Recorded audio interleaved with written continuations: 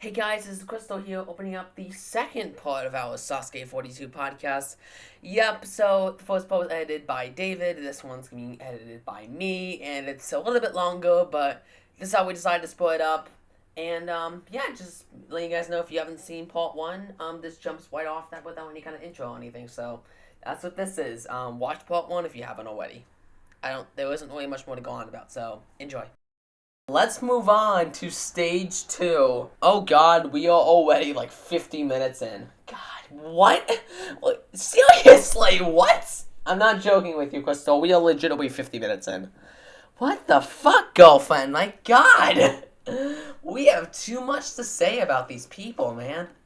I don't know, it's like Sasuke is usually one of our shortest episodes yet because there isn't really much to go on about, but I think we've, learned how to talk about people. I mean, clearly, if this is the kind of the caveat here. But, yeah. Alright, so that allows us to move on to stage two. We've never really talked about stage two, but honestly, I do want to let this out because we're going to let our opinions here. I'd like to talk about stage two and just just the fact that it hasn't changed in a really long time. Yeah, I can fully agree with that. I think I speak for both of us, for both of you and myself, when I say that stage two needs a complete reform. Yeah, no doubt. I think we wanted to talk about this during the World Cup, but of course, stage two wasn't in that, and that episode went along anyway. Just talking about this straight up, like stage two, I don't think any of us have we ever liked how stage two has looked since I don't know, Sasuke 28 when the whole reform happened. Definitely not me personally because okay, I think it's like the structure of the stage two has how it's been since then. Like it's always been the same form. It's felt the same since then. There's definitely been a lot of changes since then. That was 12 years ago. So there's definitely been changes since Sasuke 28 for sure. I don't think any obstacles are the same aside from the backstream from way back then. So I honestly you know yes. But also, this course specifically has stayed the same as Sasuke 37. And it's like, yeah! We really need some kind of change to the Sasuke stage 2. If I'm being completely real with you, it needs to take more of the AW approach, where it's a mixed speed and upper body based course. And even more so with Sasuke. Because Sasuke, I think it should be more of a speed course. So, honestly, I think what it should be is a course that is more representative of the 95-second time limit and is not that slow paced. Because, as I was looking through this and we would be doing it, there were a lot of very slow paced obstacles. We've got the salmon ladders, the down up one. I've never liked that first off, but second off, it's slow paced as hell. Then we got the spider rock, which is also very slow paced. The backstream is fine, I guess, but I feel like, I've never really liked the idea of it being underwater on stage 2, and the fact that it's been there since, like I just said, that's the only obstacle it's been here since Sasuke 28. So, honestly, it's just an obstacle that I feel like has to go at this point. The reverse conveyor, I feel like that's only an obstacle that works because you're wet after the backstream. So, if you take out the backstream, that obstacle has to go too. And then the wall lift, I think you have to keep as always. Yeah, I mean, what would you go there? I would personally probably just go with the normal AW route where we'd go, crisscross salmon ladder. Maybe that could lead into an unstable bridge like obstacle, and then you land on the ground, and then a balance type obstacle, a fast paced balance obstacle, and then some big, all or nothing fifth obstacle like roulette well or something, and then the wall lift. Because so I'm taking a season 7 structure. It's reminiscent of season 7's on A&W, and if you saw my stage 2 video, that's also how it is in that video too. I am taking a different approach with that idea because it's I know it's Sasuke, and that stage 2 is very different. But in my opinion, I feel like we should cut down the fad and really allow stage 2 to be itself. Allows stage 2 to be a speed course and allows stage 2 to be different. And I think incorporating what AEW has been doing with it in season 13, I think would definitely help it a lot. Oh yeah, for sure, 100%. Moving on to the ones. The first one of the night was number 15, Kaijita Hiwoki. I think that's how you say his name. I probably pronounced it differently earlier, but that was a while ago, so I couldn't tell you. He already went into issues pretty quickly as about halfway down, the rolling log just stopped moving, and he had to force it to move, and slowly but surely took it down, taking about 30 seconds off his clock, maybe more, I don't know. And then he wiped out on the salmon ladder. Honestly, I don't think he was surprised, but yeah. Then we had number 18, Saikawa Koji, who had a miss out on the salmon ladder, almost falling, missing 2 rungs, but he was able to recover and then go out on the spider walk. And then we had number 31, the Superman cosplayer out of his costume this time around, Umaru Takumi, if I did say that one right. He was taken out by the rolling log, unfortunately. He had a very similar problem to that first guy, except he was just not able to work it out. And then we got Aimato Yoshuto, number 33, the other trials person who was knocked out by the reverse conveyor, getting disqualified for using the walls and the edges. Though he was able to clear the second stage, technically speaking, he just got disqualified, which I definitely do agree. It's just like wall jumping off the sides. It's definitely cheating. Yeah, I mean, I've never personally seen that, if I'm being real, though. So, like, I'm kind of surprised at, like, that, it took that long for someone to make that mistake. And plus, like, too, like, during the beginning, you can actually hear someone telling Olivia Vivian, not to do that. So, if that guy was just listening there. Yeah, even so, like, I'm sure there were rules. Like, they definitely do say the rules, so I would think they would, lay that out. So, yeah, but he did anyway. After that, we had the first real clear of the night, that being number 40, Keijihawa Hayate, who ended up clearing the course with the fastest time as well, with 25 seconds left. I don't really think there was much to note about this one, but I do think it was impressive that, that early we get the fastest time when we still have people like Sato Jun one, like... we still have people like Sato Jun and that other person who got the fastest time on stage 1. All those, you just expect other people to get the fastest time, and then just the first guy who wins, boom, fastest time. Yeah, definitely. After that we had number 45, Kayu Nagano. I'm gonna call it out right now. This was probably the biggest shock of stage 2. Definitely, for sure. Like, I don't know if I was expecting him to clear it, but I was not expecting him to fall in the fucking rolling log. Yeah, I mean, heck, it's, I'm pretty sure he went out later during Sasuke 41, later than us, so, like, just, it was a surprise, it was just, I had the feeling that, like, if he was gonna make it back here, he was gonna come here ready, and then... we just slipped. Yeah, it's just kind of a surprise, This kind of sucks. I don't think there's much to say about it. It's just kind of... It's one of those things that kind of just sucks. Yeah, but he's definitely a person who's going to come back in the future.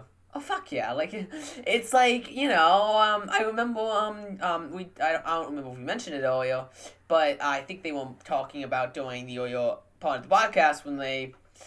doing Caillou segment and how Nagano gave him Makoto Nagano gave him heavy conditioning and just heavy training to try to, improve his son's performance and train him for the next level, especially and that also was happening with the first first podcast. I kind of wish we could see that again so I can remember if we ever talked about it then. But, I think it definitely is one of those cases.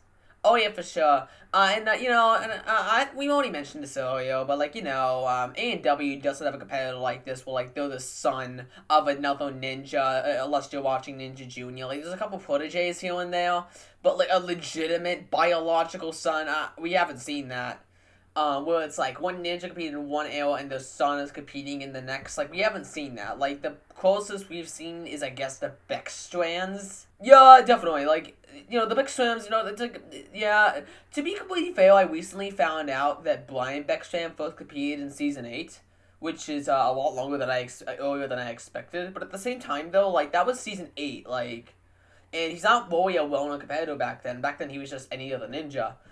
He really didn't start getting big till his son competed on Ninja Junior, and then won. So, that doesn't really count in the same way. I feel like the first time we had a protege come on was the kid, because he was Gil's protege. And it felt like, Gil's apprentice kind of thing. But, like, in terms of, like, having, like, sons and, having biological children of other ninjas, we haven't seen that in AEW. So seeing it in Sasuke is just a very rigorous experience, as we went over earlier. Yeah, the next one, however, number 46, Nakashima Yuta, Kasumi Yamada's apprentice, and of course, friend of Caillou. Yeah, this was probably my favorite one from this stage 2. Just the drama behind it. It immediately starts off with Nagasaki with Yuta almost failing the rolling log, just barely not having his foot touch the water at the end. But he made it through, and then he just blew through the rest of the course. Finished with 2 seconds left, so one of the slower times as well. Not the slowest, but one of the slowest. And with his clear, he is now the youngest person to ever clear stage 2. Honestly, what an accomplishment. I was on the edge of my seat for this one. Oh yeah, definitely. This one was like one of those was just like, it's similar to Kai's, you expect him to come back a lot better. He was definitely not someone we highlighted as much during our coverage of Sasuke 41, during that Unseen podcast. I don't really remember if we really talked about him much, if at all, really. Yeah, I don't think we were aware of, like, the significance of him during last year's, because I remember us going up about Caillou for a while. I remember us discussing about Caillou for like a good 15 minutes, just because of that legacy aspect we were just talking about. But with Utah, we never really did that. Because I don't think we were really very aware of what was going on. And I don't think Utah cleared last time as well. Did he clear last time? Give me half a second. I want to look this up. He did. Oh, he did? Yeah, he did. So, we would have at least brought it up, but I don't know, again, I don't really remember if we ever talked about him, especially as with Jujutsu, as we did Nagano-san. Yeah, from there, we don't have many, from there, stage 2 kind of starts to become very, we just start to speed through stage 2 like wildfire. From here, only about 4 more ones are fully shown, and 2 of them are fails on the rolling log, so that barely counts. They went through a whole bunch of clears. We got number 47, Takasuka Hayato, who cleared with 5 seconds left. Next up, we have number 52, Sugeta Wene, who went out on the reverse conveyor, who timed out on the reverse conveyor, and we saw him via mid-cut. We had Suzuki Yuzuke, who is a veteran here, so anyone who timed out the wall lift, so it was just a little bit surprising. He's not really someone we've always been looking out for. I don't think we even really highlighted him during stage 1. Then we have number 60, Matuto Tomohiro. Tomohiro Muto, who was who cleared with 9 seconds left, deceased, and then we have the next shown one, that being Hioki, who didn't really have much of a highlight for me, honestly. Yeah, and like we said during stage 1, I think, Hioki is one of those people that, like, the show loves publicizing because he's a relatable guy, a family man who competes on Sasuke. I think I would care more if he just did more than the cliffhanger every year. Yeah, like, he doesn't fail in the cliffhanger this season, but it's because he goes out earlier, and it's just weird, like, I'm just like, who the fuck cares at that point? Yeah, definitely, like, no doubt. Yeah, after that, we had number 6, Hioki ended up clearing with 4 seconds left. Then we had Yuzumiya Shuzo, definitely said that wrong in some way, shape, or form, who got diseased but had the slowest time of the night, just barely clearing a 0.4 left on the clock. I think this one should have at least been shown because it seemed down to the wire from what we saw. So it would have been nice to see. And at this point, I think the drama started really picking up because this is when it started raining on the course. And, the last time Wayne got involved was Sasuke 8. Yeah, so during Sasuke 37, the Rolling Log was taken out because of the rain, but now, they were waiting right in the middle of the runs, it wasn't raining before Rio ran, and now, our next ninja, Rio Matashi, has to run in the rain, and, I love how they were doing stuff to highlight this. First off, the image of Stage 2 in the rain, that is fucking glorious. That is so beautiful to me. Yeah, I should definitely, whoever's editing this part should show a picture of what it looks like in the Wayne. It's so amazing. We never see A&W film in the Wayne. And it's because it's filmed not in spring, it's filmed in, summer when it doesn't really rain that often. Even in Vegas, Vegas is more known for it being windy, not for it being rainy. And plus, A&W is the kind of show to where they really don't want to film in the rain for plenty of reasons. Mostly because it makes the cameras difficult to work with. But Sasuke, one, they don't give a shit, and two, they also just use it to highlight stuff. They are showing some glorious images of Stage 2 in the rain with B-roll. I think, honestly, Sasuke feels so grand because, unlike A&W, they're showing B-roll. They show pictures of the crowd. We may not be able to understand because in Japanese, but we hear people talking, we hear the discussion, we hear the drama. There is stuff that happens beyond the runs on stage in Sasuke, and that's a big difference. Sasuke feels like a competition. Sasuke feels like, every competitor is out there for themselves, but also for everyone. A&W, everyone is out there for everyone, but it really does feel like when it's your time to shine, it's your time to shine, and, you aren't really showing off all that much aside from that unless you're, a big-time veteran. And even the big-time veterans oftentimes get not shown, just, if I can think of a couple, just think of how Stealthiest Ninja kind of going on stage for Ninja with the people he's listed on there, a couple of them were big-time veterans, Cam Bomgano and stuff, who have done super well, but were barely ever shown by the show, and that's just, really disappointing, because the show should know at this point who the show, Kyle Soderman, he barely ever gets shown, but yet he keeps on doing super-duper well in Vegas and whatnot, regardless of the fact that he keeps on... regardless of the fact that the last 2 seasons he got the stage 3 because of the dumb rules, at least then, someone like him should be shown more often. Though, in recent years, I do think they've gotten better with that, because he's kind of someone who has achieved a more veteran status, especially after Stage 2 during Season 13. I think that's really escalated how popular of a ninja he was. And, so, honestly... it comes down to it, the editing is just, I think that's just a big editing difference. Damn, we fucking tangented off that, man. I don't even know why we did. I couldn't tell you, we would talk about the way, and then we talk about cinematography, what the fuck? Yeah, it's alright. Then we got number 70, Rio Matashi, as we just mentioned. This is probably the second most shocking fail of the night, and this is definitely up there as the most shocking fail. Probably not the most shocking, and Caillou was pretty shocking. We got one more a little bit later that we'll be covering in just half a second. That was probably a little bit more surprising just because of the build-up we got. And Rio Matashi, he's kind of been in a slump lately. He did make Stage 3 in Sasuke 38, but aside from that, it really hasn't been a good era for him. Ever since his Stage 4-1 during Sasuke 30, he really has been in a downward streak where it's been a Stage 1 fail at the Stage 1 fail, and then as of recently, Stage 2 fail at the Stage 2 fail. As of the most recent era, I think he's only been to Stage 2, been to Stage 3 twice. And his only really good deep one was Sasuke 36, where he made it all the way to the vertical limit.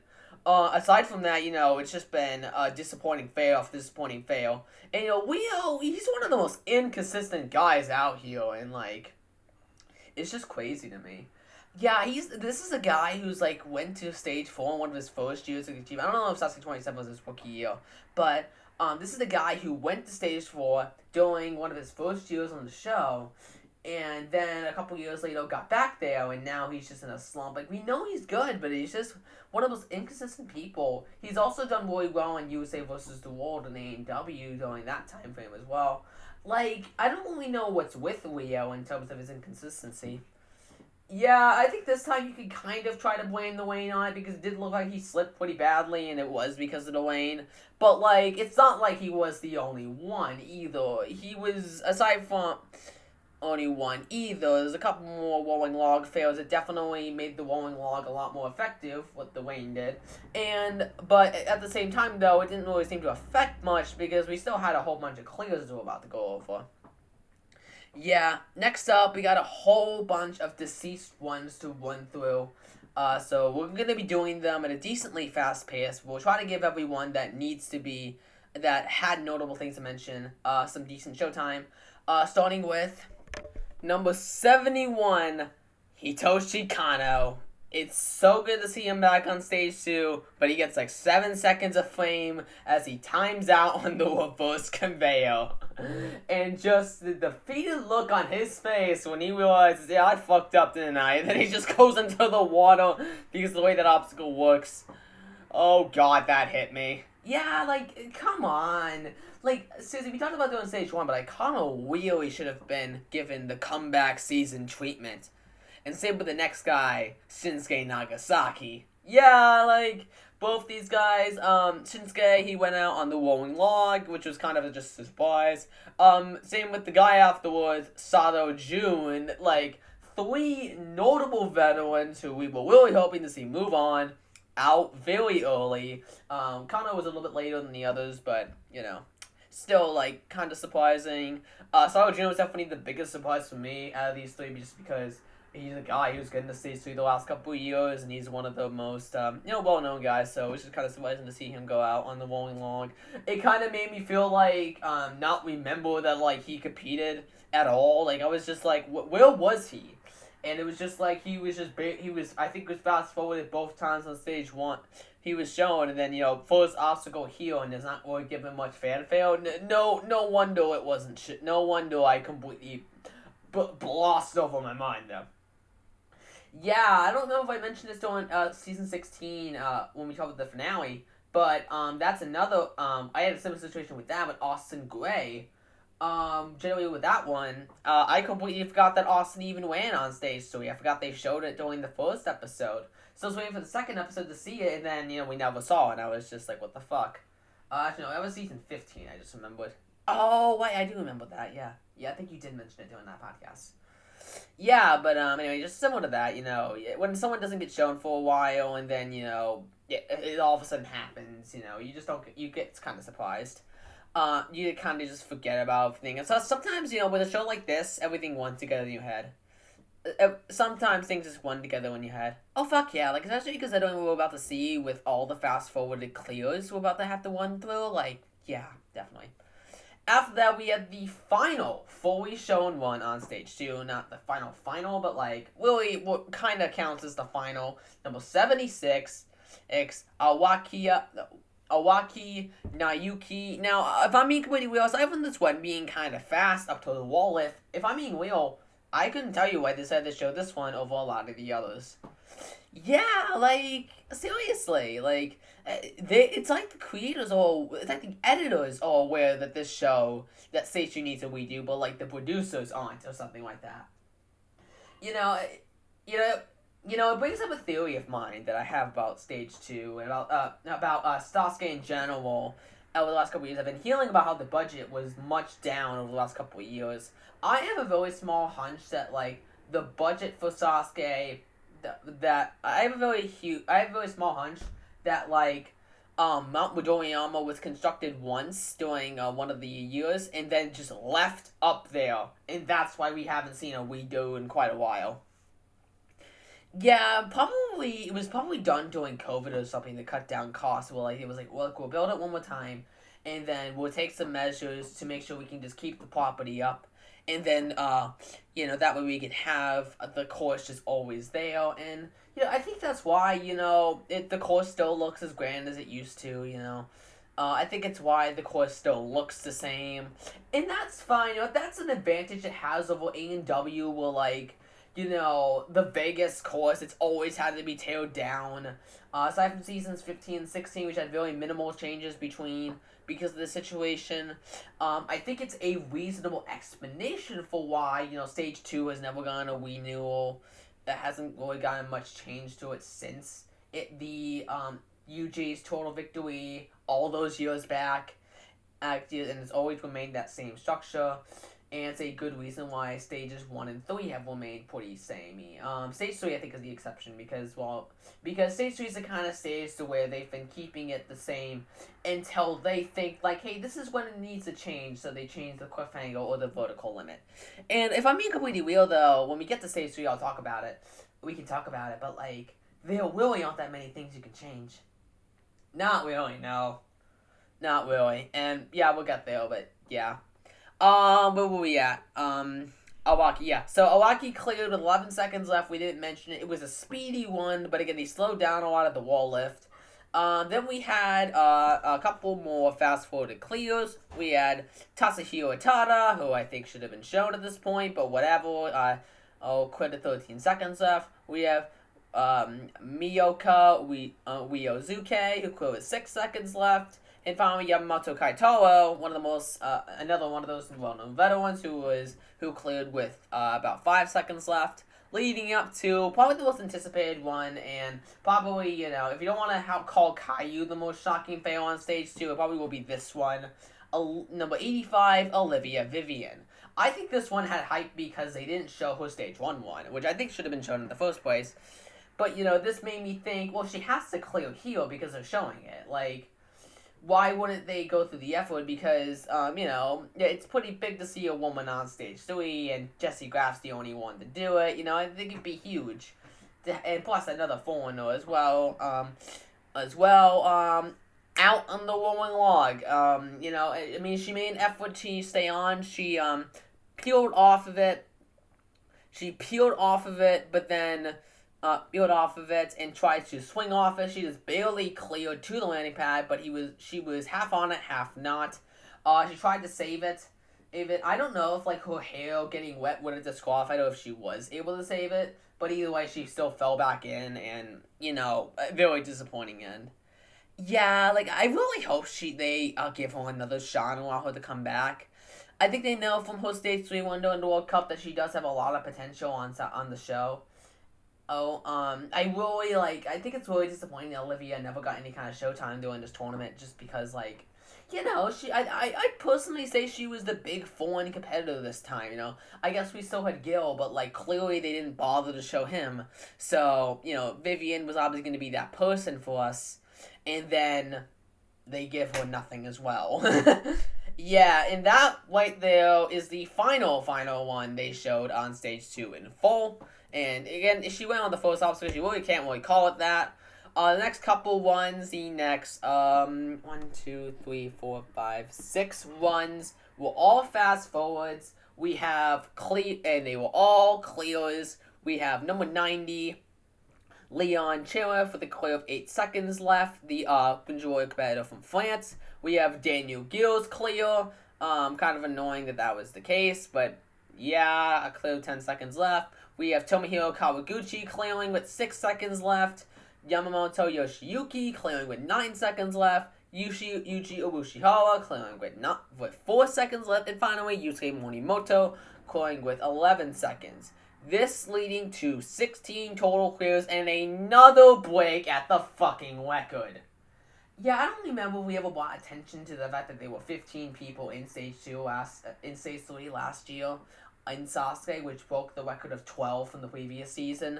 But this breaks the record again by 1 point. And I'm just like, dude.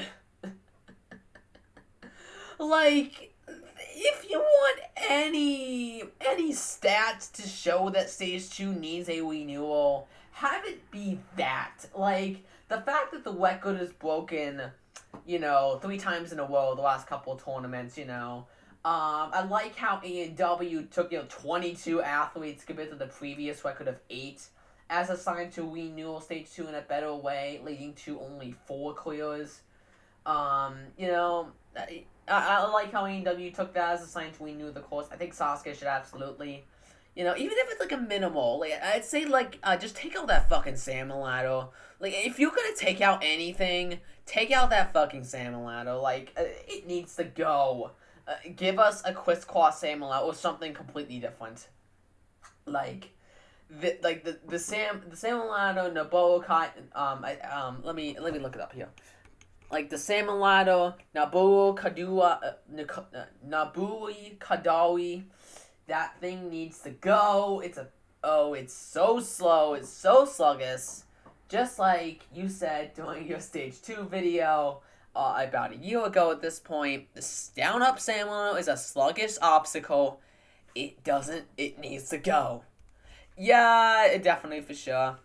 But that allows us to move on to stage 3, where there are a couple of things to mention. The course remains exactly the same in terms of obstacles in general. From the previous tournament, we saw the flying ball, the sidewinder, the swing edge, the cliffhanger dimension, the vertical limit burst, and the pipe slider. However, that really isn't to Stage 3's detriment. Similar to A&W, Stage 3 has on Sasuke has always been pretty consistently difficult. And last year, it was not beaten. It wasn't beaten during the World Cup, so it does make some sense. There was one minor modification to the swing edge, where the second jump, the first blind grab, only has one handhold, which makes it more of a Y shape instead of an X shape. I think that is a pretty cool design change. It makes it a lot more difficult to catch, and means you have to grip it a lot differently. It led to some people doing like a one-handed way, catching it one-handed. It led to some pretty awkward fails. I think the swing edge caused a lot of drama this tournament. I think it was really interesting to watch this time, and made me really like this modification to the following shots from A&W, and made me like think, yes, this is a dumb obstacle. I love it. Yeah, I will admit, your speech there went on a little long, but, like, I fully agree. Like, this totally changed this obstacle for the better. I don't know, it's like, I mean, I'm gonna speak personally here. I think the way they've made use of it over the years has definitely made it feel a little more of a mainstay, and has improved it, especially with this modification. Like, it made the obstacle a lot more deadly, and I feel like that's the kind of modification that will, cause more people to get knocked out by it as well over the years as they keep going, so it's not really something that needs to be changed. Yeah, no, the vertical limit burst was a new obstacle during Sasuke 41 that I'm sure we gave opinions of during that podcast, but since, it was deleted, and during the World Cup we really didn't have the time. Let's go into it very briefly here. We're gonna keep it brief because we're already, pretty far into this podcast, but, let's talk about the vertical limit burst. What are you guys' actual thoughts about this? It's glorious, dude. The vertical limit burst, it's like crazy. It's the fact that rotating vertical limits, it's like literally, makes that treachery, like, it's like such a dynamic obstacle. It makes that journey we had from the standard vertical limit and then the 3-way vertical limit transfers, like, I think it's honestly the best evolution just because of how dynamic and how creative it is. Yeah, I probably did mention this during the Sasuke 41 podcast, and I think that's probably why we're going to keep this brief, because we're going to be kind of repeating ourselves, even though you guys never saw that. During that podcast, I'm pretty sure I mentioned how, this thing really makes me think of a Beyblade. This thing is pretty much like a Beyblade. Like, literally you're spinning on it, and you have to grip it. It's called Burst. I think that was part of the inspiration there alone. And, like, it's just, I think this obstacle is so cool to watch. Like, if I'm being completely real here, the vertical limit has kind of gotten very stale as of late, as of the version we've been seeing lately. And since they added that west bar, that made it very doable for people, and we started seeing people clear it. I am very glad that we finally got an evolution to it, because, people were starting to clear it, I like how they waited an ample amount of time. We had a lot of time with this version of vertical limit. It's been there since Sasuke 32, if you really want to go there. And then, it's gotten some legitimate attempts since then. And Yusuke has cleared it, but now we've also had other people. We've had Tada clear it, and we've had Yoshiyuki clear it. It's not like one of those obstacles where, only a select few can clear it. Now a couple of people could definitely do it, and now we are at a point to where, it needed an evolution. Now it's got that evolution, and now as of this tournament, only one person has ever cleared it, and we got several people get close, but only one person got through it. I think that's what cements this obstacle as pretty cool. Like, if I had to just put it, just pretty cool. Yeah, just to be blunt with it, the vertical limit burst is pretty cool. I really wanted just to speak on it a bit, and that's what we just did here. With that, I think that's it. The obstacles were mostly the same for the previous tournaments we've covered on the channel. Sasuke 39 was the last tournament we covered on the channel, and the obstacles are mostly the same from that tournament, so there really isn't much to go over. So that means we are left with the runs on Stage 3, so let's go over them, starting with number 40, Kachihara Hayate. Yup, he was the first character to the first one to be knocked out by the Swing Edge's new, Y grip transition. Not really much else to note. Then we got Nagashima Yuta, probably the most notable one on Stage 3 before, Suit Guy happened. This was pretty cool. Like, just seeing a 16-year-old compete on this course, and he did pretty well. Like, a lot better than I was expecting. Yeah, he made it not only, past, all the way to the fucking cliffhanger, which was not expected to me. I was expecting him to maybe go out on, the Swing Edge or something, on that new transition. But no, he actually cleared it. And got to the cliffhanger, clearing the first jump on the cliffhanger as well. Like, that absolutely shocked me. And he came so close on that second jump. Like, goddamn, I legit thought he had it. Legitimately speaking, that would have been crazy. Oh, yeah, for sure. I don't know if he would have been able to clear the vertical limit burst, but, I don't know if he was going to be able to clear the vertical limit burst, but just, wow. Just what a one out of that. Definitely. After that, we had Takasuka Hiyano, who was knocked out by the Swing Edge, being our first fast forward on Stage 3. And then we have Tomohiro Muto, number 60, have our first mid-cut on Stage 3. Now, I think I want to talk about this a little bit. The mid-cut on Stage 3, a lot of the ones here, the majority of them, they weren't for ones. They started on the Swing Edge. And I think it's an interesting editing choice. And another thing that probably supports your theory about how the editors are aware that the course needs to be changed, but the producers either A, aren't, or B, don't have the money for it. So they keep it up. Yeah, definitely. I don't really see anything wrong with those first two obstacles, but at the same time, though, I get it, I do think the Flying Bar and Silent O kind of sluggish obstacles, and when I was really thinking about the people who did run through those obstacles, I mostly skipped those parts, so I do get it from a broadcasting standpoint, but it just kind of intrigues me that that's the way they edited this tournament. I didn't really notice that this was the case for previous tournaments, especially last year, since the course was mostly the same. So I think that would be interesting to compare if we were to ever watch Sasuke 41 or to ever do a podcast on it. I think it would be an interesting thing to draw a comparison to. Although, honestly, I can't really see us doing a podcast on Sasuke 41 right now. Not really. I mean, we covered this tournament, and, this tournament was the groundbreaking one, so, I feel like it'd be kind of redundant to cover Sasuke 41. I do feel like, what we can do at this point, since we did not cover, we covered 39, but then we missed 40 and 41. I feel like what we could do is a retrend of those tournaments if it's interesting enough. There are stuff from Sasuke 40 and 42 I'd love to talk about. There was stage 4 attempts during Sasuke 40 that, we'll never get to talk about, and this tournament has the first stage 4 attempt for us that we've discussed since our coverage on Sasuke 38, which was a piece of shit video, so there you go. Yeah, we covered Sasuke 38 way back during, Season 0, before we even covered, Season 12, and, all that stuff. I think, if you guys don't remember, if you guys don't know my specifics, I think I laid this out only doing a community post. I consider episodes 1 through 9 the first season 0 of the podcast, just because they're very primitive and very tough to sit through and watch. They're very different from our current videos.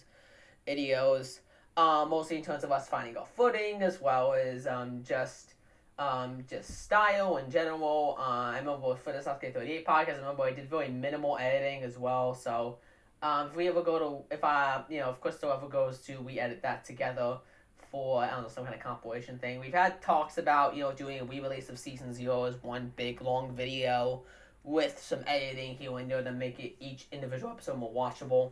But anyway, back on topic. What was the topic again? Fuck, I don't even remember. Oh yeah, we were talking about the mid cut.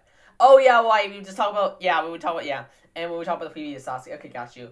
Alright. So moving on from that, we have the next one, that being Hyoki Masashi, number 61. They were going crazy with the coverage on this one.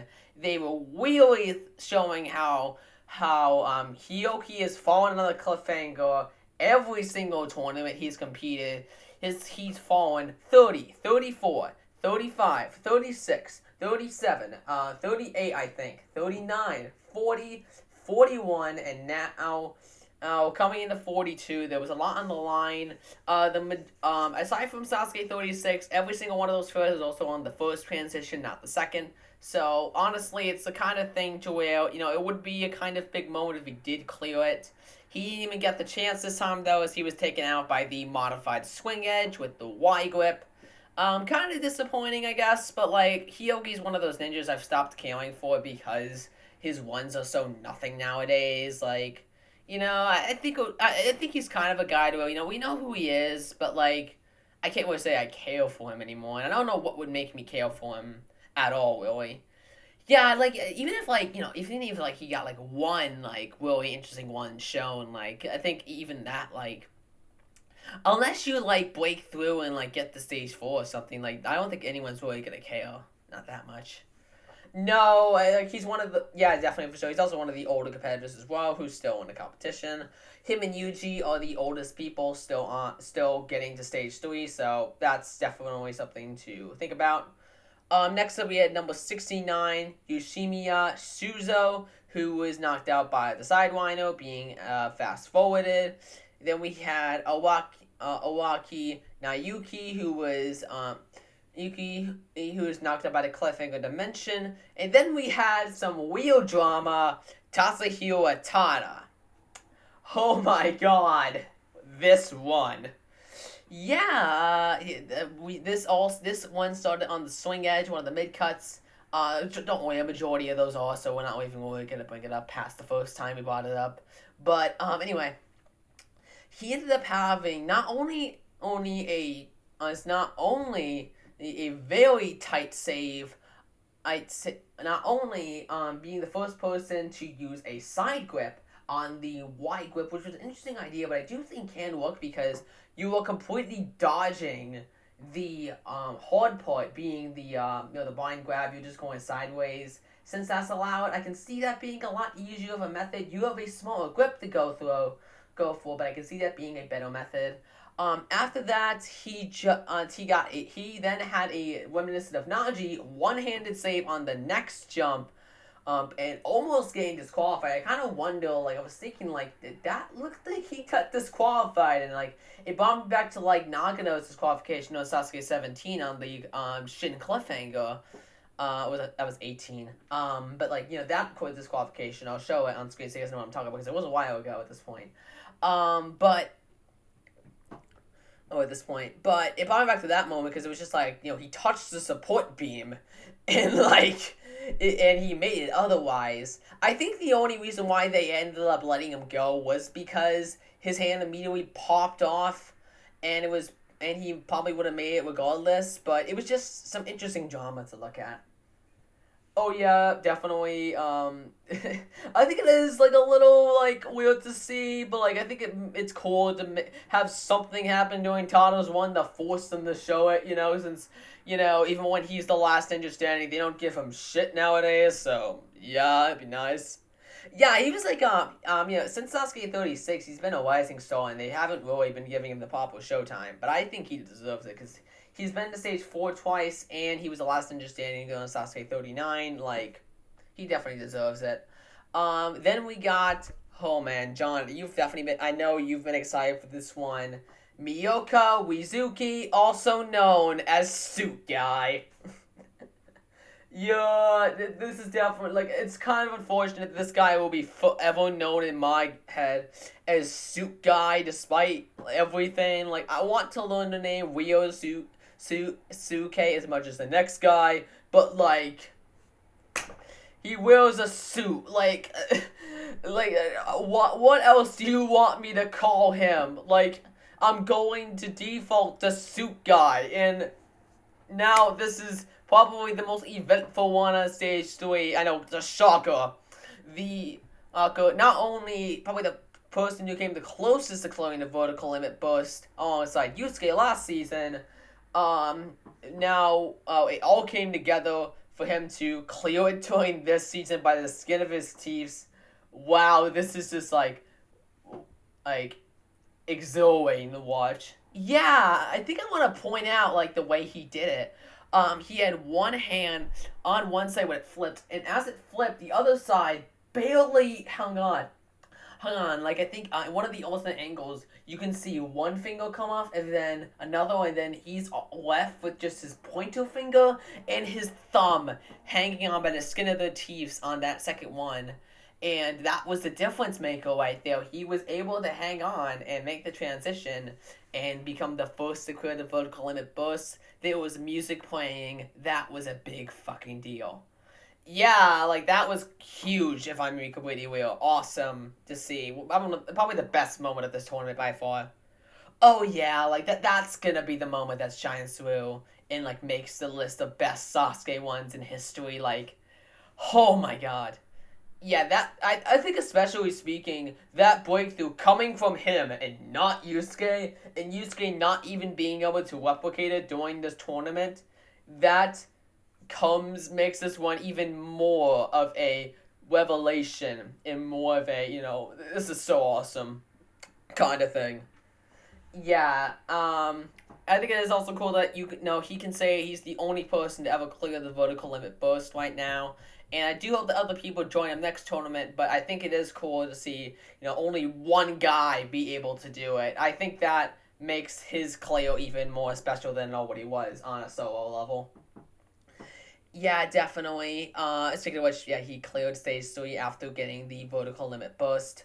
Got through the Pipe Slayer. A little bit of questionable technique, if I'm being real. He really didn't have a way of building momentum, but at the same time, though, it's a Pipe Slider. The whole problem and tough part of that obstacle is the fact that it's tough to gain momentum, and your hands are dead, so you really don't want to be hanging on. And it's the kind of obstacle where it's tough to hang on to in the first place, even with switch grip. We've seen people like UG fall on it, and then we've also seen so many people go out on the dismount. It doesn't really matter that Yusuke was the last person to go on the dismount in 2013. Like, who cares? Like, the Pipe Slider has been one of the most infamous obstacles on Sasuke Stage 3 for how many runs that dismount has ended. Like, that dismount has ended so many runs at the dismount. It was such a common endpoint for tournaments during from Sasuke. I think it was Sasuke 14 to 16. That's where we ended. The dismount of the Pipe Slider, where we had 2 people make it to the Pipe Slider, and then during Sasuke 16, we had 2 people, Bunpei Shiratori make it to the fucking thing, and had a pretty good attempt at it, but then his legs just missed it, like, stuff like that, and, like, Yamada's fail on it, Nagano's very first fail on it, like, all of those, like, very close, like, they get the legs on it, but then the balance pulls them off, like, those are some of the most infamous ones in Sasuke's history. And then the ones who just barely make it, like, the first one that comes to mind for me is Shinsuke Nagasaki from Sasuke 17. Like, that catch on the dismount, I'll definitely be showing some things for this, because, it's just, there's some stuff that maybe you guys aren't familiar with, because Sasuke isn't exactly what everyone comes here for. That one was crazy. Just, like, that dismount, like, barely hanging on. Just rigorous clears like that, like, that's what the Pipe Slayer is known for. God, I went on a huge tangent. Hey, it's okay, we're all here, I think we're whale at this point. This podcast is going to be 2 hours. Let's just do it. Yep, definitely. Moving on the next competitor was Yamamoto Kaitaru, and this was a little bit of a surprise, him going out on the swing edge. But to be completely real, not much after that though. Yeah, no. I was expecting him to get back to the vertical limit burst, but not really to clear it. So it was just a little bit of surprise. Then we had the Enchelev, of course, the guy from Ninja Warrior France, who got the card in Seiya. He is one, got a mostly fully fledged fast forward mid cut kind of thing, where he made it all the way to the vertical limit burst, falling almost immediately on it, which really makes me think that, there's no vertical limit in Ninja Warrior France, so he's not used to it. That would make some sense to me, because he immediately popped off and clearly did not look comfortable. Then we had, oh god, I need half a second. Yeah, okay. Daniel Gill. Yeah, this one made Crystal emotional. Yeah. I don't know what it was this time. I don't even remember if I got this emotional the first time. But literally, upon Gill's one, I shed some tears. I will fully admit on this rewatch I shed some tears. I don't know how else to say it. I just shed some tears. I don't know what it was. Yeah, first off, on the swing edge, Gil had a one-handed save, a little more reminiscent of Naji's from season 12 of AEW. Just kind of a surprise and a cool save, definitely for sure. Then Gil, he was knocked out once again by the second jump on the cliffhanger. Oh man, this was kind of a surprise. I kind of thought that after failing there twice before, during Sasuke 41 and then the World Cup, I thought he was gonna be clearing it and then moving into the vertical limit burst. Wasn't sure if where he'd go out there, but I knew that would probably be his limit. To see him go on the cliffhanger was a little bit surprising, and it got Crystal emotional as well. Yeah, I think it really does suck that Gil has gotten literally nothing. After his very first appearance in Sasuke 41 Stage 1, he really has not gotten much, and honestly, he deserves way more. It's Daniel Gil, I think we said during Stage 1, the foreign competitors really should be getting showtime if they're getting so far like this. They know who they're inviting. That they brought in one person from Australia, France, and America. They should just fucking let them be, show them off. If they're gonna get this far, have the ones be hyped up and whatnot. You can totally do that, and that's how it should be, but nope, that's just not what they're doing with the editing. Yeah, no, then we had a pretty big one, Tomohiro Kawaguchi's big return to Stage 3 after a, 6-year absence, last time being in Sasuke 36 in 2018, so this was pretty big. Only to, surprisingly enough, go out on the swing edge. Not my thought at all. I was kind of surprised at this one. Yeah, I was so sure he was going to get back to the cliffhanger and crush it. So sure. Yeah, especially since, he got to the cliffhanger in Sasuke 40, in the Sasuke World Cup. I kind of just thought, he's definitely going to get back to the cliffhanger. Nope, that didn't happen. Yeah, then we got Yamamoto Yoshiyuki, who also had a surprising knockout on the swing edge. Just not what I was expecting. I was definitely expecting him to be maybe the next Clear. I could definitely have saw him clear that vertical limit burst. So the fact that he didn't was a really big shock to me.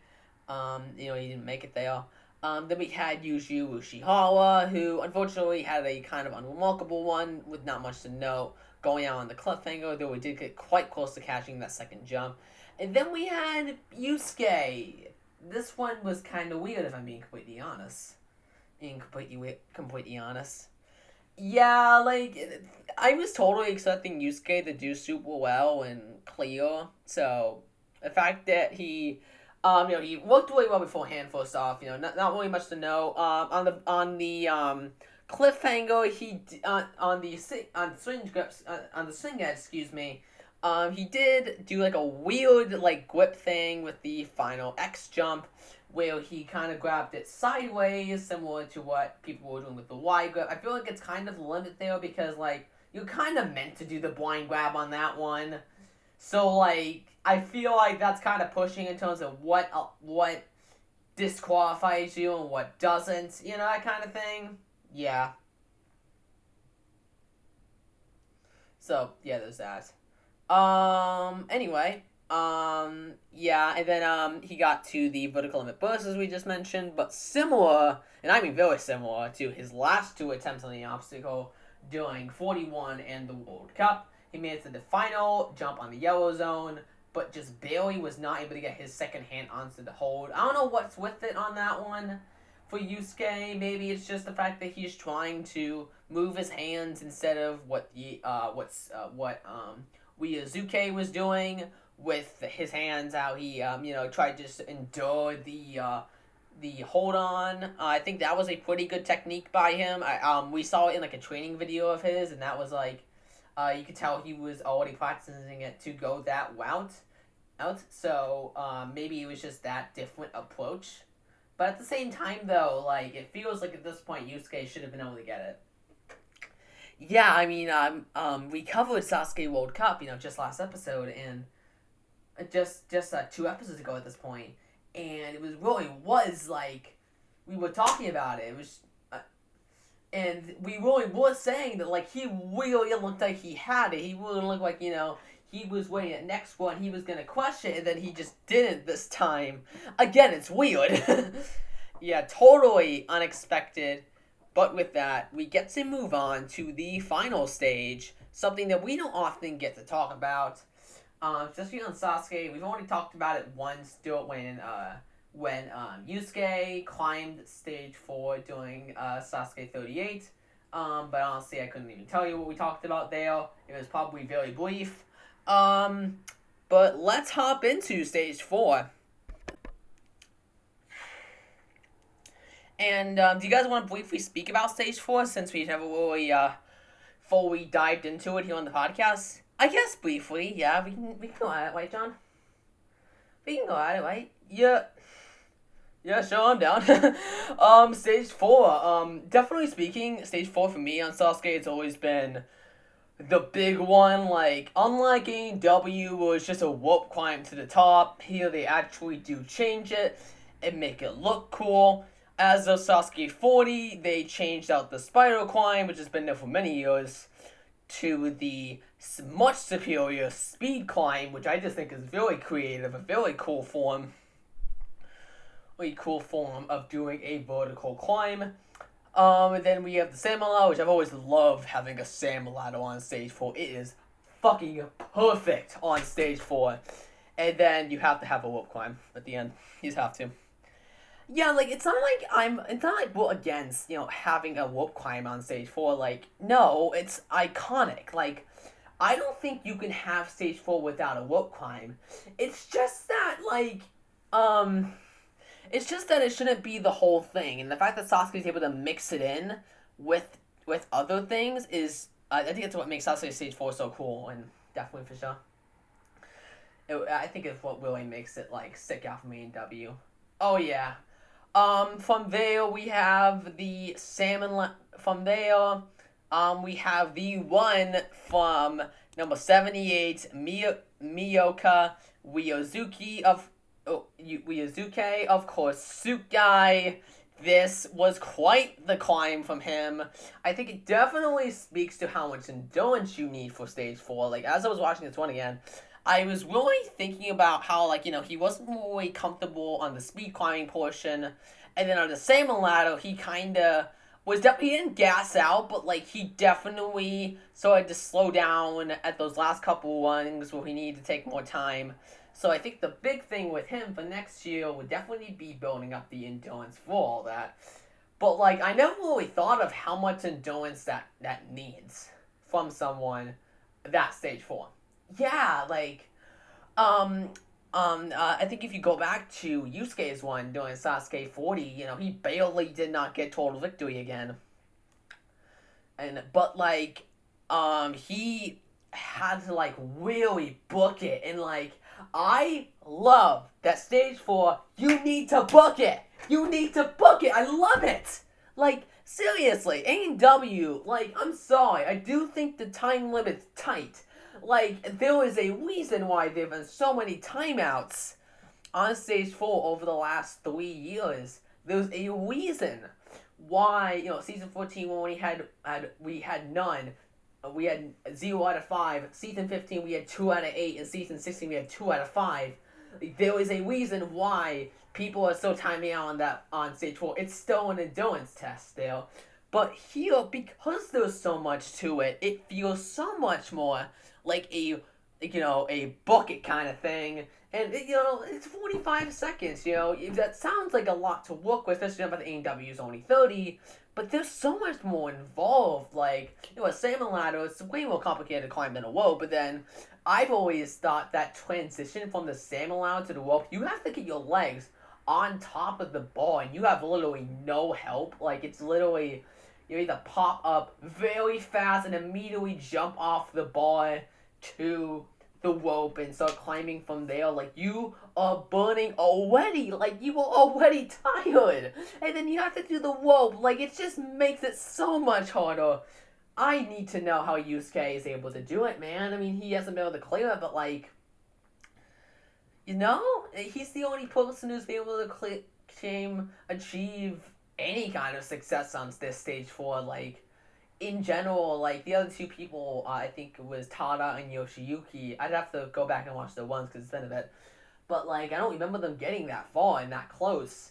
And then the other people who attempted the previous version of Stage 4 before the renewal, before the redesign, before Yusuke's total victory in Sasuke 38, like, the 2 attempts from Tada and that guy from Germany, that the name is escaping me.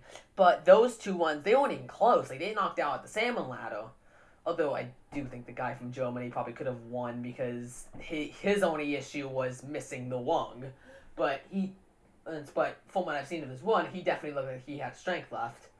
And then, this one as well, he didn't look as comfortable as Yusuke. He definitely had the endurance to work on, and I hope if he gets back here next year, he can crush it. Ryuzuke, this is the guy I want to see win next season. This is the guy I want to see win next season. Like, definitely for sure. Like, this is the guy I want to see win next season. Yeah, I think that's a big takeaway here. Like, we saw someone other than Yusuke shine on stage 4. Someone other than Yusuke. This is also a similar thing, too. Like, the 2 times we were talking about where Yusuke didn't get the stage 4 is for, he failed on the warp wall, in Sasuke 37. So it was just Tada and the guy from Germany. And then there was, and then the next year, Yusuke was there with them, but, it was still like, he was the one who got knee deep into it. So, it was so cool to see someone other than Yusuke get some showtime on stage 4. Not only that, get some decent success. Not like he was bad. Like, he still did pretty decent. And, like, in general, he definitely had strength left to do the rope, but it just comes down to doing it at that pace with keeping your breathing up, your endurance level, like, that's what it comes down to. Like, I think that is what this one really illustrated to me from a viewing standpoint. Yeah, definitely, for sure. But that's Sasuke 42, people. Oh, God. Did I even look at how long we've been recording, dude? 2 hours. God. Yeah, we have to peel over because the microphone is, that's the only way we see how long we've been recording for. We've been recording for a full 2 hours, people. This is definitely going to be a long episode of the podcast. How am I going to edit this thing? If you want, I can split it with you. You're editing stage 1, I'm editing the rest. You edit the intro in stage 1, I'll edit stages 2 and 3. How about that? Okay, me and Crystal have decided we are splitting the editing process. Because that's an hour each from both of us. God damn it, this episode's gonna be long. Yeah, you people know what you are getting with this episode. There is no There was no overstating it, understating it. If you people click on this video, months after the tournament aired, you know what you're getting. A 2-hour, full-on discussion of Sasuke 42, no cutbacks, no nothing, just 2-hour discussion. Oh my god, this is going to be a nightmare to edit. Like, I don't even know how long this is going to take. Yeah, people, it is the beginning of February. I couldn't tell you how long it's going to take us to get through all this footage and work with it. But I'll keep you guys posted. Well, yeah, they won't see this till it's done. Why? It's like we're releasing this in 2 parts. We totally could. Do you want to do it in 2 parts? Like, have them release in 2 parts, that kind of thing? I think, like, for the video length, I think we should, because stage 1 is already an hour on its own, and then having stages 2, 3, and 4, yeah, I think, honestly, this will probably be a part 1, part 2 kind of thing, but they will come out at roughly the same time, maybe a day or 2 apart. Yeah, definitely. I think, honestly, I'll probably coordinate with each other, so that way when part 1's finished, part 2 is pretty close to being done, so that will come out maybe days later. In terms of the stage 5, in terms of updates, in terms of the next episode of the podcast, next episode, it will most likely be us revealing. It will most likely be us revealing the winners of the Stage 5 Ninja Awards. As of now, I am making attempts to try to promote it a little bit more, as time isn't winding down. It's been about a month since we announced it, and it hasn't been getting much track record, but people have been watching it. It's just that people have been voting, so I'm going to try to do a couple things to get people to vote in that poll on the Google form. I think one of the biggest flaws right there is just the fact that we recorded it before I was aware that I was going to have to do a Google form instead of YouTube community post. And the fact that I didn't go back in editing and change that, or, like, get you guys to record a little segment I was talking about that. Like, I think that was a big flaw on my part, that I didn't go through the effort of doing that. Not like, I can just, like, I can pop the Google form in the description, and I can announce on the community. I already planned to release separate videos promoting the Stage 5 Ninja Awards on its own level. And, it was already the plan. So, yeah, so in terms of an end date, I think, pretty closely right now, I'd say, a full-on end date will probably appear on screen, because us, recording this, we don't know when this is going to be out. We already said it's a 2-hour-long podcast.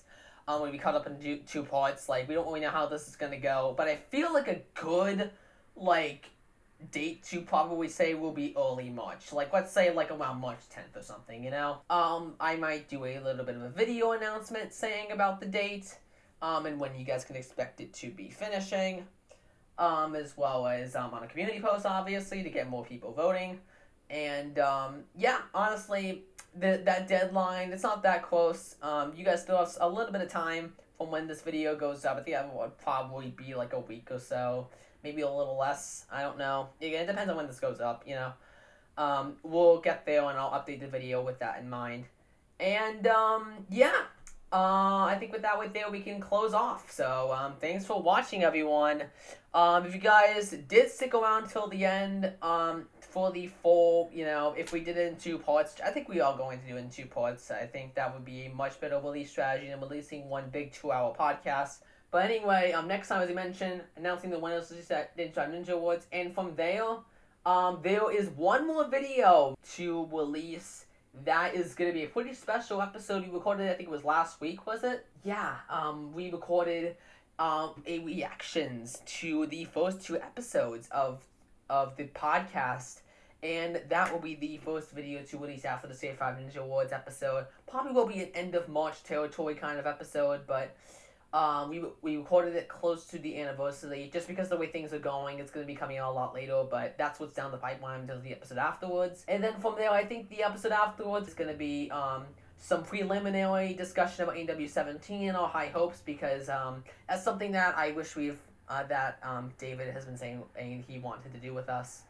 We're on AW, and all excited that we would do Team Ninja Warrior Season 1. We've watched the entire season, so giving our thoughts on that has definitely been something long awaited on my part, so we'll probably do both of those in the episode afterwards, and then NW17 qualifiers.